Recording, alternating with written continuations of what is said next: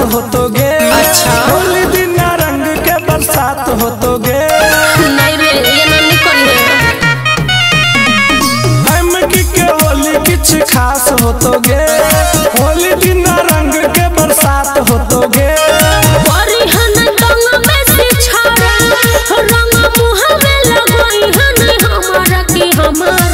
सरदी भजाइया कि रंग से एलर्जी भजाइया कि हमारा सरदी भजाइया कि रंग से एलर्जी भजाइया।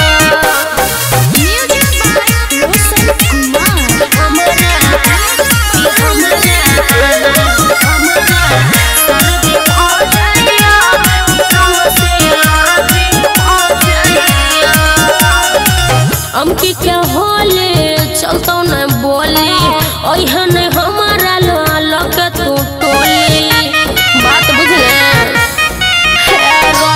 अमकी क्या होले चलतो न बोली ओहन हमारा लक तू टोली। होली में तोरा न छोड़बोगे जाना तुझे रंग अबीर खेलबो। रंग लगा देला सून के जाना तोरा